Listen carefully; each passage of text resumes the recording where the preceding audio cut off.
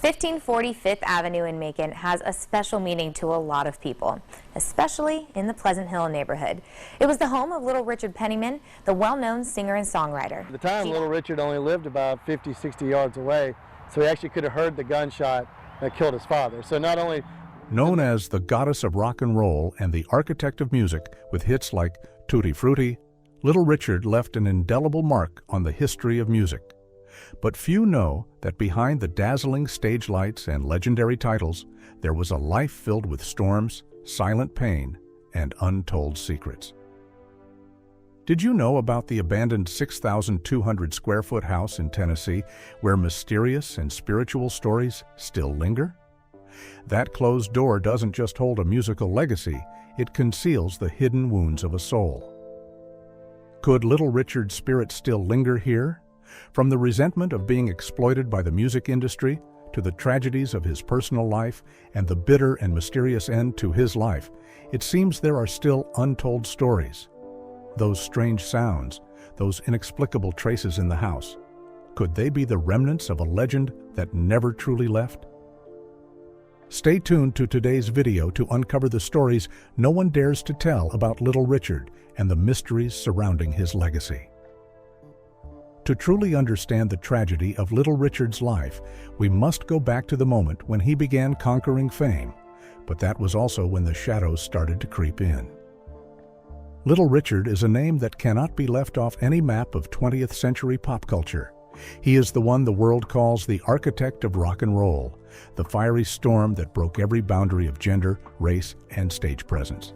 His voice was a scream, wild and fearless. His performance style was explosive, non-gendered, and unprecedented. When he appeared with his song Tutti Frutti in 1955, the whole of America was stunned. No one could believe that a black artist would dare to wear dazzling sequin clothes, apply lipstick and powder, and scream lyrics that sounded like a mixture of prayer and rebellion. But from that moment on, rock and roll was never the same, and the artists who followed him couldn't ignore it. Elvis Presley drew wild spirit from him. Paul McCartney mimicked his high-pitched screams. Mick Jagger copied his every dance move. Prince took his non-gendered spirit straight to MTV. Little Richard was not just famous, he was the foundation, an icon, and a living legacy. But behind that glory lies a truth that the public had never fully known. In 1955, when Tutti Frutti shook the music world, Little Richard was just a young man in his early 20s with no lawyer or manager to guide him. One day, he was called into the specialty records office. In front of him was a complex contract printed in tiny text, a fountain pen, and a $50 bill neatly placed beside it. No one explained much. They simply said, "Just sign and you'll be a star."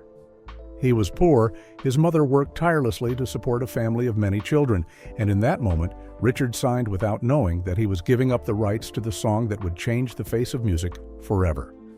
In return, he would receive just 0.5 cents per record sold, while white artists covering his song were paid 6 to 10 times more. He wouldn't see a dime from hundreds of covers, advertisements, or movie features.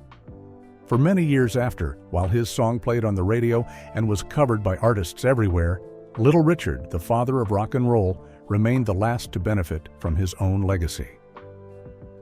The story took a bitter turn in 1984. After decades of blatant exploitation, Little Richard did something that no one in the music industry expected. He filed a lawsuit against his first label, Specialty Records, demanding $115 million in unpaid royalties from 1955. The lawsuit sent shockwaves through the recording industry, not only because of the financial demands, but because it was a roar of protest from a living icon, forgotten by the very system that had profited from him. But when legal documents were reviewed, the painful truth emerged. Due to the unfair contracts he signed when he was young and the numerous times he had been coerced into accepting cash settlements to remain silent, Little Richard was once again forced to give up. Meanwhile, his multi-million-dollar recordings continued to earn profits, just not for him. But the tragedy didn't end there. On a dreary morning in 1985, sitting alone in his small rented apartment in Nashville, Little Richard was listening to the radio. A brief news blurb played, seemingly unrelated. Michael Jackson has just spent $47 million to buy the entire Beatles catalog. He looked up. Seconds later, the next part of the announcement made his heart stop. Including Little Richard's songs such as Tutti Frutti, Long Tall Sally. No phone call, no check, just a cold statement on the radio confirming a bitter truth. The legendary songs he had written with his youth and his voice had once again slipped from his grasp without negotiation or a single cent in royalties. He sat motionless, stunned. For a moment, Little Richard, the father of rock and roll, didn't know whether he still existed in history or if he had become nothing more than a shadow behind contracts, papers, and figures that didn't belong to him. Later, in an interview with Rolling Stone, he recounted the incident with a dry, emotionless laugh. "I never received a dime from most of those recordings, even though I was the one who made them." And then, as the spotlight faded, the lawsuit ended quietly, and the music he created continued to live on for others. Little Richard decided to leave California. It wasn't out of a desire to escape, but as if he was packing up the remaining years of his life, quietly seeking a final peaceful retreat. In the early 2000s, Little Richard sought solace in a quiet land. Lynchburg, Tennessee, a small, secluded town, was the place where he wished to create a completely new space for himself, far removed from the turbulent years of his career. One night, as he drifted off to sleep, he had a strange dream. An image of a house appeared in his mind, but not just any house. It was a space with two starkly contrasting sides. One side was calm, simple, with soft hues, where he could find peace and distance from the stormy world outside.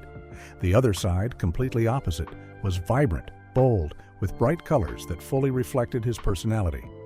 The images in that dream haunted him throughout the night, like a calling. When he woke up, it felt as if he had been guided by an unseen force. He immediately called the designer and gave the request. "Build my house in two parts, just like my life. One part will be peaceful, and the other will reflect my relentless energy." And from that dream, Little Richard's house began to take shape. He chose a 14-acre plot of land in Lynchburg, Tennessee, where he could reconnect with himself. The house, 6,200 square feet in size, was split into two distinct halves, reflecting the highs and lows of his life. One side of the house was designed with neutral, simple, and peaceful interiors, a private space where he could relax after the tension of life on stage. Soft armchairs, the warm glow of yellow lights, and pale white walls created a sense of tranquility, like a refuge in the storm. But the other side of the house was not like that. This was a vibrant space, adorned with creative colors like pink, purple, and fuchsia. Each color evoked the image of a strong Little Richard, unyielding, always shining in the spotlight. Details like colorful paintings and bold shapes throughout not only reflected energy, but also contained the courage and unending drive of the man himself. However, this house was not just a place to live. It was a living memory of a man who changed the music world forever. Beautiful and full of memories, it was likely beyond Little Richard's imagination that his mansion would become one of the great mysteries, a legacy that no one truly understood. In May 2020, Little Richard, the rock and roll legend, passed away. The house in Lynchburg, Tennessee, once his private sanctuary and the place where countless memories of a tumultuous life were held, suddenly fell into silence. No one from his family continued to live there. Although Little Richard had an adopted son, Danny Jones, there was no official announcement about the inheritance of the house or the wealth he left behind. Little Richard's house soon became the center of much speculation. One of the most talked about stories was the dispute over the ownership between his family and the estate managers. Some even suggested that Danny Jones, his adopted son, was too overwhelmed by grief after losing his father, coupled with the huge cost of maintaining the house and the heavy memories tied to it, to take on the responsibility of keeping it. Eventually, the house was left abandoned, untouched and uncared for, its space becoming silent and full of mystery. The once grand home, a private space of a legend, was now just a forgotten memory.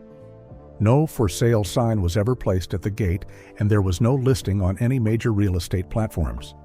Even the neighbors, who had once been familiar with the presence of a music star, had no idea that the house was now sitting empty. Everything seemed to fall into a strange shadow, making everyone feel as though something unsettling was happening. And then, one sunny morning in June, as everything remained still, Joey Quick, a local real estate investor, happened to overhear the story of the house. He was on his way to a notary's office when he heard the news from an acquaintance who worked there. "Little Richard's house is being transferred quietly," the acquaintance said. Those words felt like a cold gust of wind, stopping Joey dead in his tracks. Curious by nature, Joey decided to investigate further. He couldn't shake the strange feeling he had when he heard about the house. The price was shockingly low, $349,900, an unbelievably small amount for a property stretching nearly 14 acres with historical value that couldn't be compared. What was even stranger was that there was no advertising, no for sale sign, and no listings on major real estate platforms. This unusual situation only made Joey more suspicious, and his curiosity pushed him closer to the house, a place that seemed to be deliberately forgotten by everyone. As Joey stood before the gate of the house, a strange realization struck him. The license plate he had seen earlier that morning, LR349, matched the exact price of the house, $349,900. It felt like a sign, an unmistakable signal. LR349. It could have been just a coincidence, but in that moment, it seemed like a call from the past, from a legend long gone, reminding him that what little Richard had built still held value, not just in terms of property, but in the priceless legacy he left behind. Stepping into little Richard's house, Joey was immediately engulfed by a strange feeling from the very first step. The door creaked open, and in the dim space, an eerie stillness hung in the air. Everything in the house seemed to be perfectly preserved, as if time had never passed. A room filled with dust, yet every object in it carried a powerful mark of the past. The imprints on the piano, the performance suits neatly hung in the wardrobe, the never-before-seen photos of little Richard. Everything felt as though he had just left yesterday, leaving behind a life full of color and turmoil, now preserved only in these relics. But what shocked Joey the most was the scribbled message on the bedroom wall. In the dim light from the overhead lamp, he could clearly make out the words, "God made me fabulous, but the world made me tired." These words were not just hastily written, they seemed like a whispered confession from little Richard himself, who had faced countless struggles throughout his life. This phrase, filled with deep emotion, reflected the profound weariness of a man who had suffered many hardships. A life marked by highs and lows, from moments of overwhelming glory to lonely nights.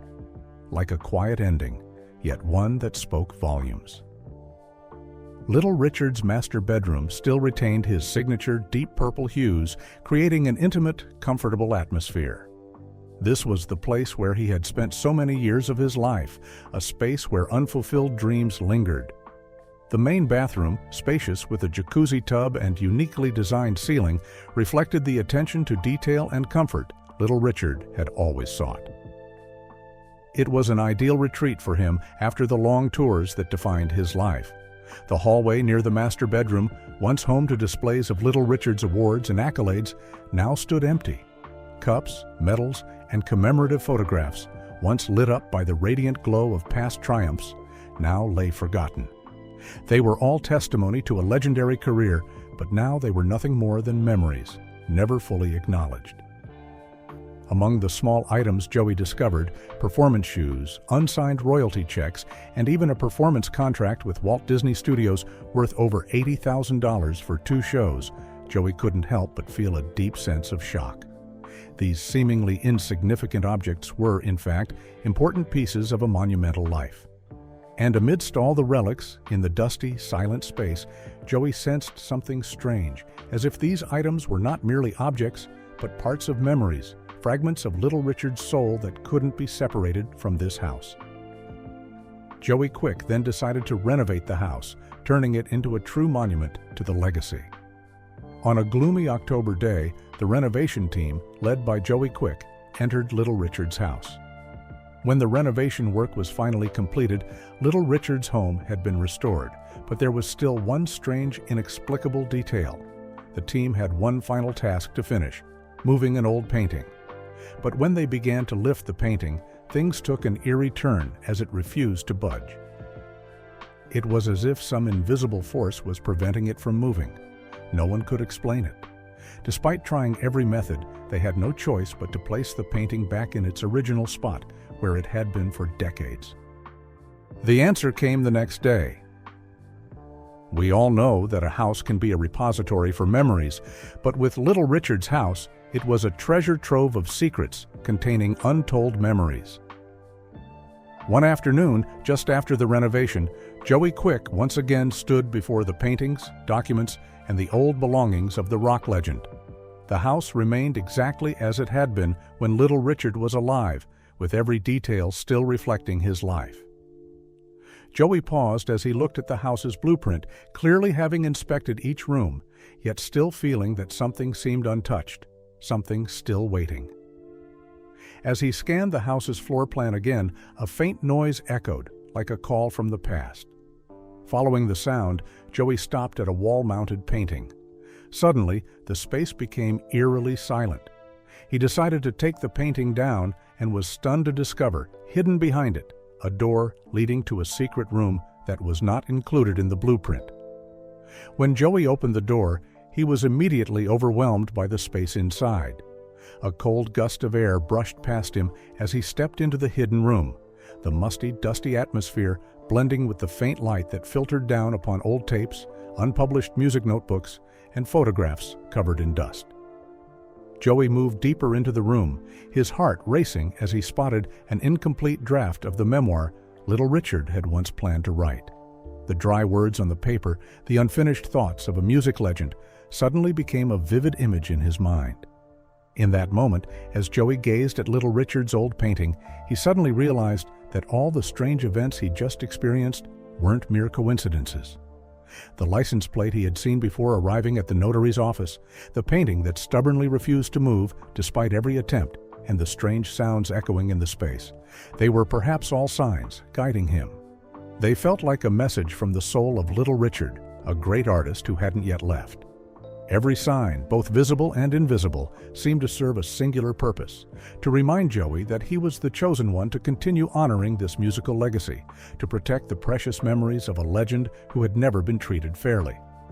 Amid the quiet space, with only the painting and the sound, Joey felt that he wasn't just renovating a house.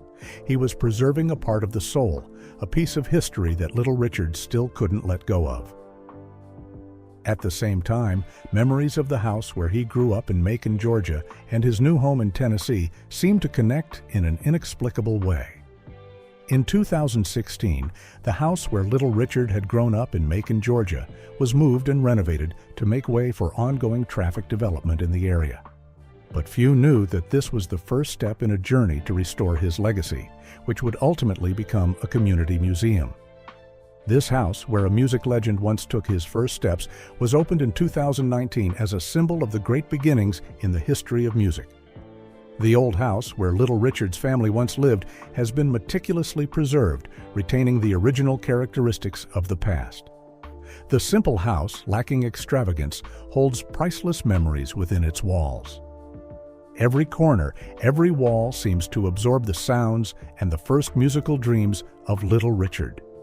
His childhood living room and bedroom were modest, with worn wooden chairs and walls painted with the faded hue of time. The objects inside reflected a humble life, starkly different from the dazzling image he would later acquire. Yet, it was here that his first musical dreams were nurtured, where gospel melodies echoed through the church, laying the foundation for the great compositions that followed. This house stands as a witness to the beginnings of a man, a musician who would go on to change the music world. However, like many aspects of Little Richard's life, the existence of this house was not always protected. Strangely, in 2020, a significant turn of events unfolded. As the 6,200-square-foot house in Lynchburg, Tennessee, was sold and renovated, the childhood home of Little Richard in Macon, Georgia, was forced to close its doors. This marked a painful turning point. It was a shock to fans and those who had come to honor Little Richard's legacy. The closure came due to severe budget cuts and, more troubling, a lack of financial transparency. Resources were insufficient to sustain the museum's operations, with no satisfactory explanation provided for this. The house, once entrusted with preserving invaluable memories, now stood as a closed door, a part of the past that could never be fully realized. Little Richard's fans stood outside the gates, eyes filled with tears, holding onto the slim hope that the house would open once again. But no explanations came from the managers or family members. The house was left in silence, and a great question arose. Would Little Richard's legacy be properly protected? Would anyone step forward to continue his work, to keep the flame of passion he ignited throughout his life burning? With these questions still hanging in the air, we return to a much earlier time when Little Richard's first dreams began to take shape. His childhood home in Macon, Georgia, though less prominent than his later estates, was where the dreams of a music legend were nurtured. In that humble house in Macon, Georgia, Richard Wayne Penniman, who would later become the legendary Little Richard, took his first breath in 1932. With 12 siblings, Richard never knew a life of abundance or luxury. His father, a music lover, instilled a passion for music in him from a young age. Growing up in a poor family, Little Richard was raised in a cramped space, with his life always immersed in uncertainty. In 1945, when Richard was just 13, an unimaginable tragedy struck his family. His father was murdered in a street altercation. This event forced Richard to confront a world full of pain and loss. Losing the man he loved most, the one musical teacher he had, Richard began a journey of loneliness without protection or a solid foundation. As Richard reached 15, the first signs of his difference began to show. He started expressing prominent traits: flamboyant clothing, graceful movements while singing, and his unique way of presenting himself through gospel melodies in church. However, this freedom was not embraced by his family, who always wanted him to adhere to a rigid and structured lifestyle. One day, after a heated argument, Richard was kicked out of the house. The door to the poor home he once called his refuge slammed shut behind him, and Richard was left standing alone, with nowhere to go. That moment would never fade from his memory. A 15-year-old child with no assets, no place to turn, only a burning passion for music. Standing outside the door, not knowing where to go, Richard felt the coldness of the world around him.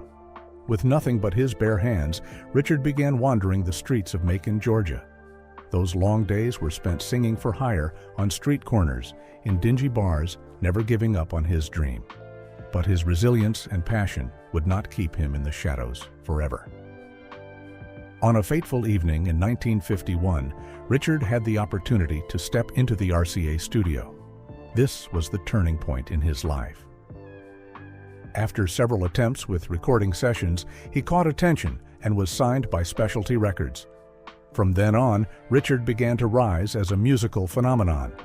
His song, Tutti Frutti, released in 1955, catapulted Little Richard to the peak of his career, breaking musical boundaries and shaping the rock and roll style that combined gospel and R&B. Yet behind the bright lights, he was still a man battling with untouchable internal storms. In 1959, Richard married Ernestine Harvin, a woman he had once loved deeply. What seemed like a test for a lasting love soon turned into an unexpected tragedy. Tensions in their relationship began to surface quickly, like quiet undercurrents. Despite being at the height of fame, Richard could not live authentically. He loved both men and women, but was caught in an inner struggle he could not share with Ernestine.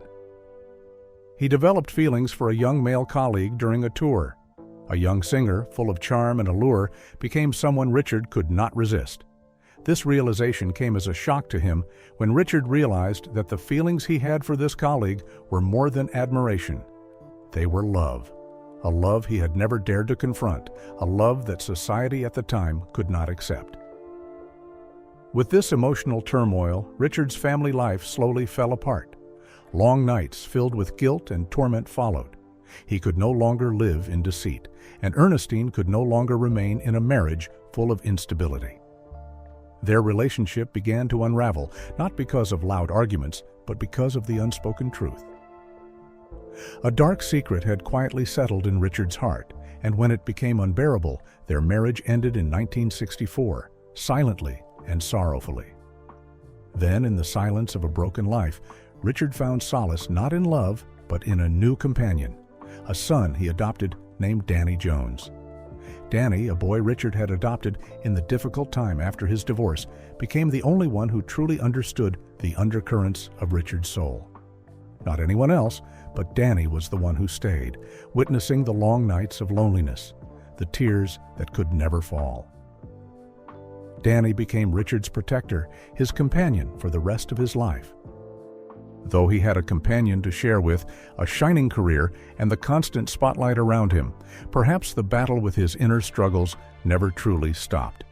And then, an even greater tragedy awaited him, like an inevitable fate.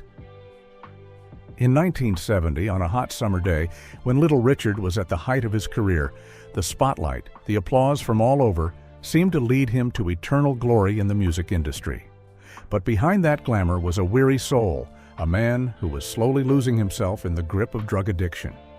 Cocaine, heroin, and PCP became Richard's companions, pulling him into endless nights with no way out, into the darkest of places. One night, while driving alone on a quiet suburban road, Richard lost control of his car.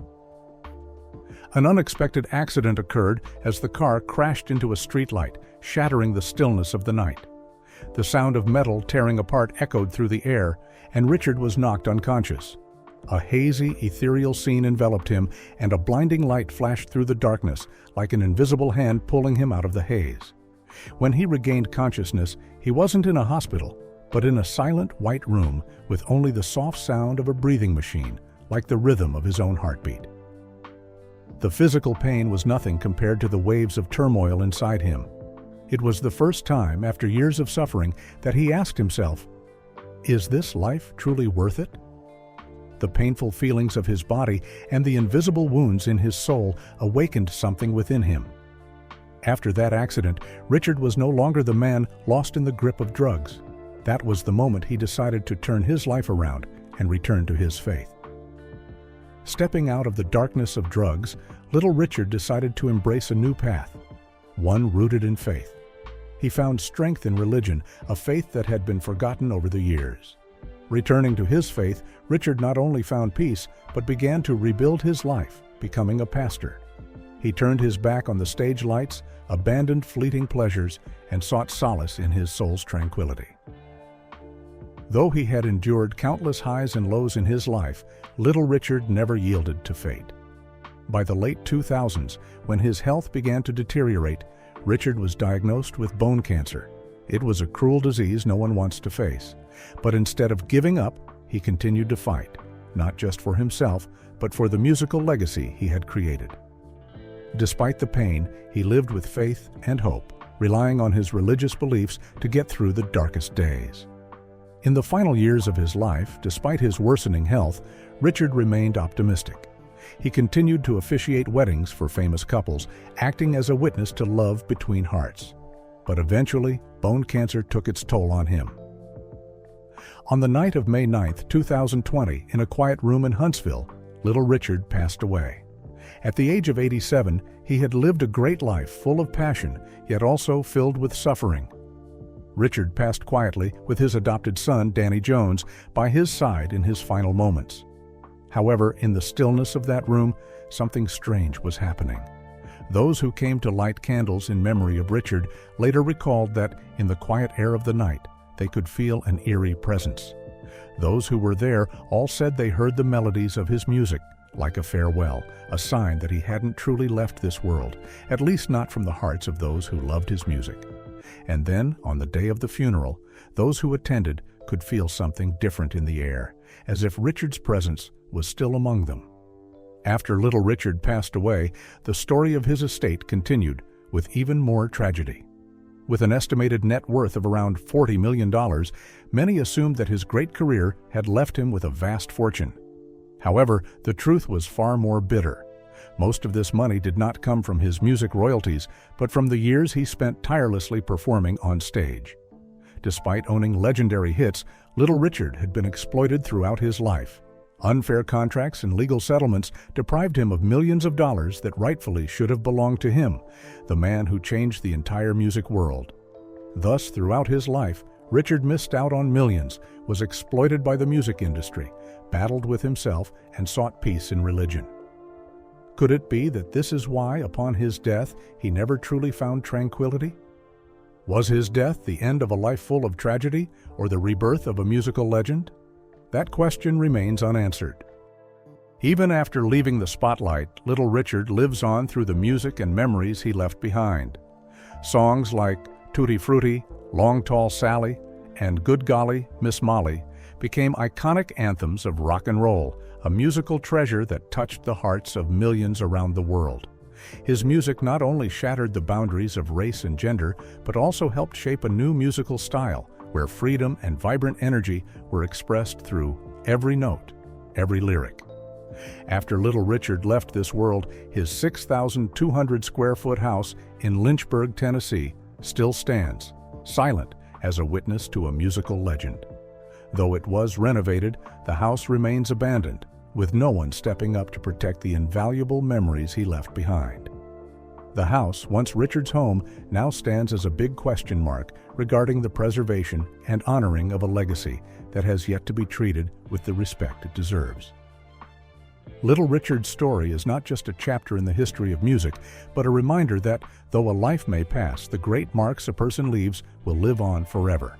And the big question remains: do we truly understand the full value of his legacy? And could the house, with all of its unexplored mysteries, be the key to continuing the preservation of his legacy? Little Richard's story is far from over, and we, the lovers of music, are the ones who must take responsibility for lighting the flame he so generously gave, inspiring future generations. What do you think about his extraordinary musical legacy? Share your thoughts in the comments below, and don't forget to stay tuned for more mysterious artistic journeys in our upcoming videos.